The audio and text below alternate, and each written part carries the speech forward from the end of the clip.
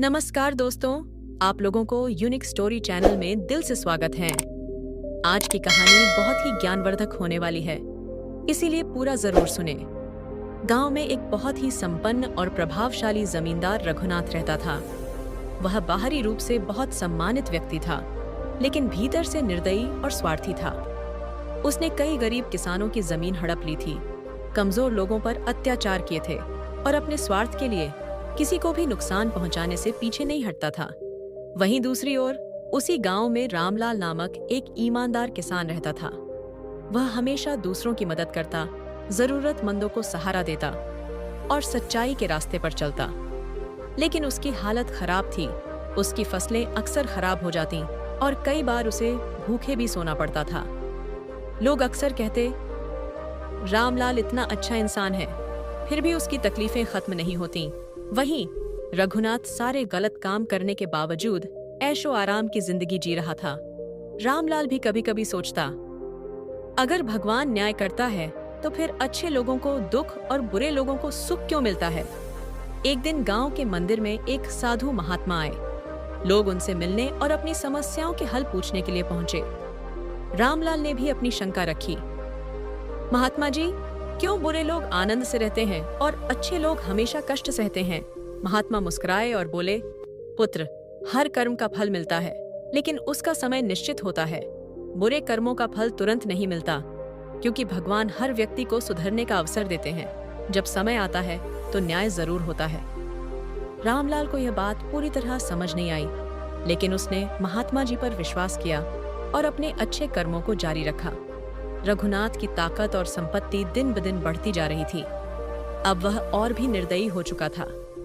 उसने एक दिन रामलाल की छोटी सी जमीन भी जबरदस्ती हड़प ली। रामलाल बहुत दुखी हुआ, लेकिन उसने भगवान पर भरोसा बनाए रखा। उसने फिर से मेहनत की और किसी तरह अपने परिवार को चलाने लगा। गांव के बाकी लोग भी रघुनाथ के अन्याय से तंग आ चुके थे, लेकिन उसके डर से कोई कुछ नहीं कहता था। कुछ साल बीत गए। रघुनाथ की अमीरी बढ़ती गई, लेकिन वह धीरे धीरे घमंडी और लापरवाह हो गया।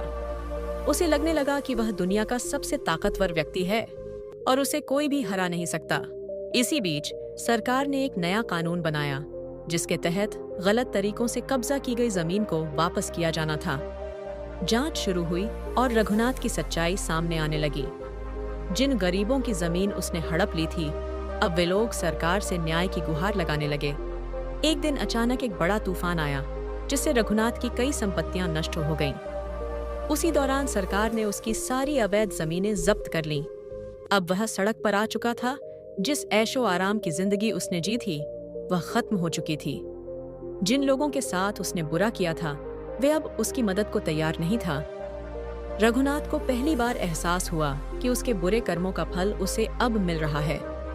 उसे याद आया कि उसने कितने गरीबों को सताया, कितनों की जमीन छीनी और कितने लोगों को दुख दिया था। वह रामलाल के पास गया और रोते हुए बोला, रामलाल, मैंने तुम्हारे साथ बहुत अन्याय किया। आज मैं खुद उसी स्थिति में हूँ जहाँ तुम पहले थे। मुझे माफ कर दो। रामलाल ने उसे क्षमा कर दिया, लेकिन कहा, रघुनाथ, यही संसार का नियम है। बुरे कर्मों का फल देर से मिलता है, लेकिन मिलता जरूर है। इस कहानी से हमें यह सीखने को मिलता है कि अच्छे कर्मों का फल देर से मिलता है, लेकिन वह स्थायी होता है। बुरे कर्मों का फल भी देर से मिलता है, लेकिन जब मिलता है तो इंसान को पूरी तरह से हिला कर रख देता है। इसलिए हमें हमेशा सही रास्ते पर चलना चाहिए। भले ही हमें देर से सफलता मिले, लेकिन वह हमेशा टिकाऊ और शांतिपूर्ण होगी। अगर स्टोरी अच्छी लगी हो तो चैनल को सब्सक्राइब जरूर करें।